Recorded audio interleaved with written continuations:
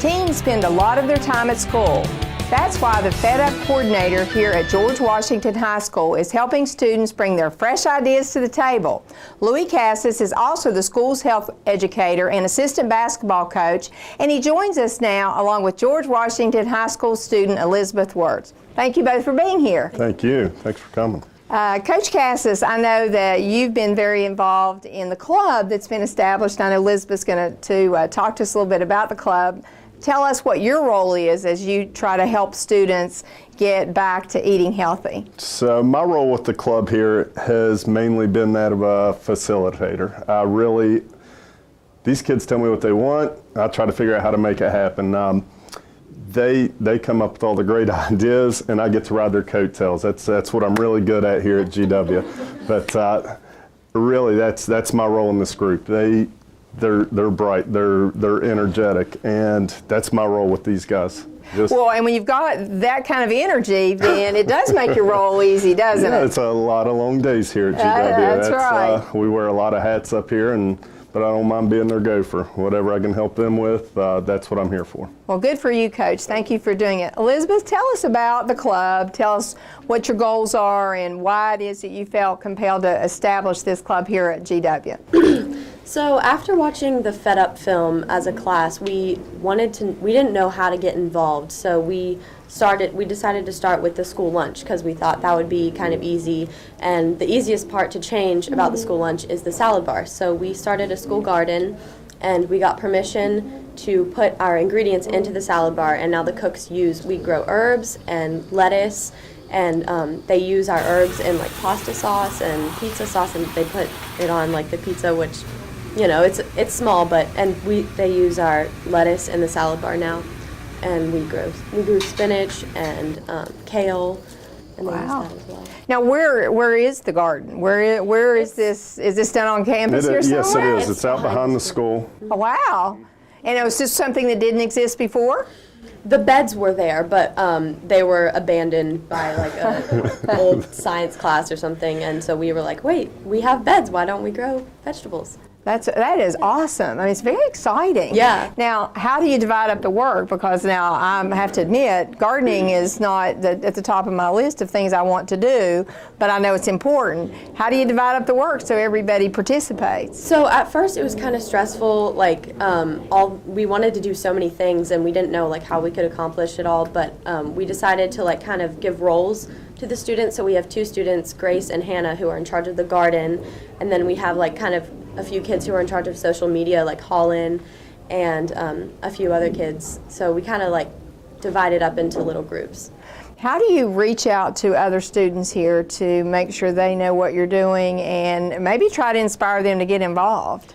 We have a Twitter account and an Instagram account for GW Healthy Living, and Holland also uses Facebook to post about what we're doing, like when we sold water bottles for our water fountains that we just got. Oh, so you have new water fountains, Yeah. And tell us about those. Do you want me to talk about that? It's your idea. So we went to the Try This West Virginia conference, and that's just where a bunch of people go with the same goal to get West Virginia off the worst health list. Right. And so we went there and we applied for a mini grant to get 3 filtered water fountains in the school because we had Dasani water machines where you could buy filtered water, but you had to pay for it, and we didn't have any free filtered water. So we actually got the grant, and now we have 3 filtered water fountains. So we went from 0 accessibility to free filtered water to an unlimited amount of. Oh, wow, that's very impressive for those of you. And then, now, how do you encourage kids to drink the water? Because, I mean, when they have to pay for it, it changes the perspective. Yeah.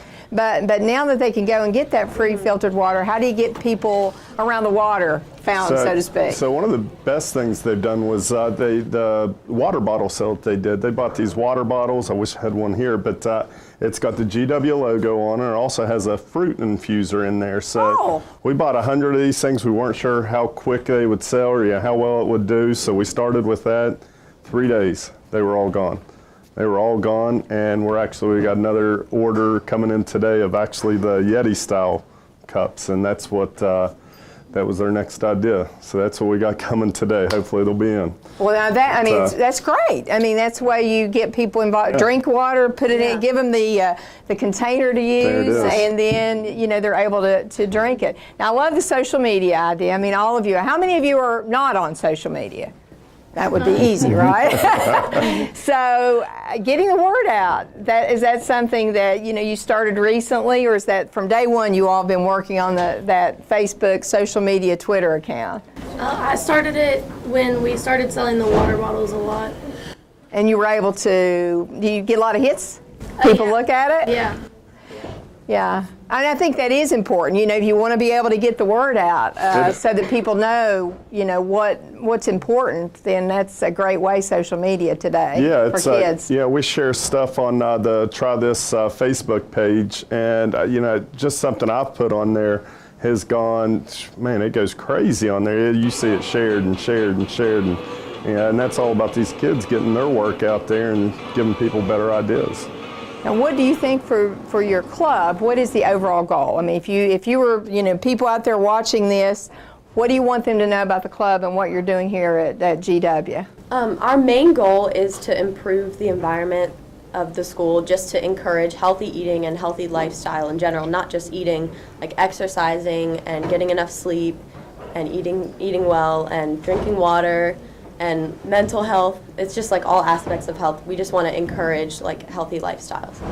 Do you have, how many members in your club at this point in time? Technically there's like over 60 members, but people that actually come to meetings every week, I'd say about 10, 15. Yeah, somewhere in there. Yeah. And I think, you know, if you can get more of your peers involved and you continue to, you know, bring forth the message, hopefully we are going to make a difference in the health and well-being of you all.